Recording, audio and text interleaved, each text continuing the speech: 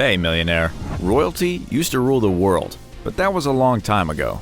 These days, presidents and prime ministers hold the world's power in their hands, right? Maybe there are other players involved, ones who might have even more power than political leaders. You probably guessed I'm talking about the world's richest families. Rumor has it that these families have been secretly ruling the world for a long time.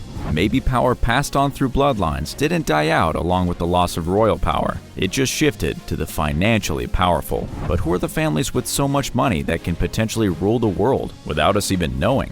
I'm here to tell you. In this video, I'll teach you everything you need to know about the world's richest families. Let's get into it. Number 5. Bush. If you think the Bush family influence started with George W. Sr., you're wrong. If you think Jr.'s little White House scandal is the worst one the family has ever had to face, you're so wrong. Their power started with Prescott Sheldon Bush, a U.S. senator and banker, but he didn't quite make all of his money off banking. It appears he made most of it by profiting off the horrors of World War II. This is one occasion where you don't even need conspiracy theorists to make a rich person look bad. Documents were finally declassified in 2003 that showed he'd engaged in transactions in violation of the Trading with Enemies Act. In fairness to Prescott, he did start collecting funds for the victims of the war near the end. However, it was only because he discovered that one of the Polish mines he was investing in was profiting off forced labor from Auschwitz. Yeah, it doesn't get much worse than that. He was worth several million at the time of his death. The fact that two of his descendants became president of the most powerful nation on earth proves how much power the family has. You can't blame people for claiming that both presidents from the family also encouraged wars under their rule after what Prescott did, even if it was never proven. Did this surprise you? Number 1 is even more shocking, so keep watching. Number 4. DuPont. This super influential family was founded by a French immigrant, but they're now known as one of America's most powerful families. They made their fortune out of something that's pretty controversial these days: weapons. More specifically, they were the biggest manufacturers of gunpowder and dynamite supply in the U.S. military before the 1900s. They also manufactured industrial chemicals at the height of the Industrial Revolution. Even after the antitrust laws broke up their monopoly in the early 1900s, they didn't seem to slow down much. The First World War was a great boost in the DuPont's wallet too, as the suppliers of nearly 40% of all munitions used by the Allied forces. When World War II rolled around, they were at the center of the chaos again. This time, they started producing plutonium for the US government to assist with the Manhattan Project that eventually ended the war. They secretly built one of the largest plutonium plants in the country to take on the job. When the Cold War rolled around in the 1950s, you can bet that the DuPonts were back again. You've probably already guessed they were major players in assisting the US government in creating the hydrogen bomb. While it's hard to track down how much money each DuPont made off these projects, we know the family is worth at least $11 billion today. But we can all agree that dynamite and H-bombs are a pretty shady way to make your billions. Number 3. Morgans.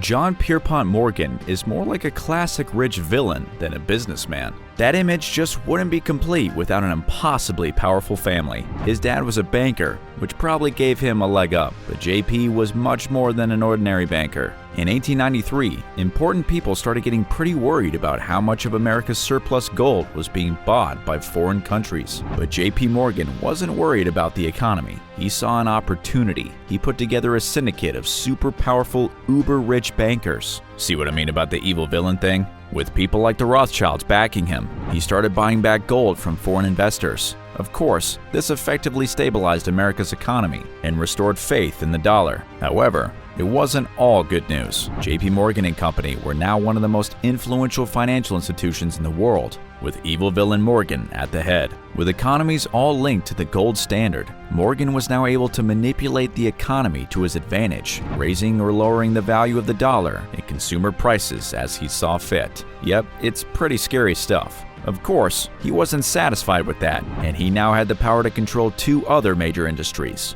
He founded US Steel and General Electric and bought out competitors to increase his control. You can probably tell he was the last person that should have had this power. He He was a typical heartless, super-rich employer who bullied workers and competitors. He'd fire workers at the drop of a hat, paid them almost nothing, and couldn't care less about workplace safety. His workers regularly died in horrific industrial accidents, but he didn't care about it. He had no interest in anything that wasn't making him money. Sadly, it worked for him. He was worth about $25 billion in today's money at the time of his death, and many of his descendants are still worth over $1 billion each. Like I said, sometimes you don't need conspiracy theories.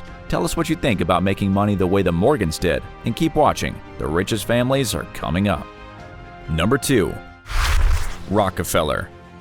The Rockefellers are so rich, you can use their name as a synonym for a rich person. That's probably because oil tycoon John D. Rockefeller was America's first ever billionaire. His success was down to his smarts, of course, but he was also in the right place at the right time. He started out working as a bookkeeper, something his con man dad probably didn't approve of, but that obviously didn't make him the fortune he's famous for. He noticed an opportunity. The internal combustion engine had just been invented, and John figured he could use that to refine oil. He went into business with his brothers and a friend at exactly the right moment. It was right at the time of the Texas oil rush and the discovery of all the oil reserves in the Middle East. Everyone was getting rich pumping oil out of the ground, but almost nobody was refining it into usable product. Soon, Rockefeller's Standard Oil controlled 90% of America's oil refineries and pipelines. No wonder he was so rich and powerful. Nobody had more political influence than those who controlled the world's oil supply. By the time of his death in 1937, John was worth $340 billion in today's money.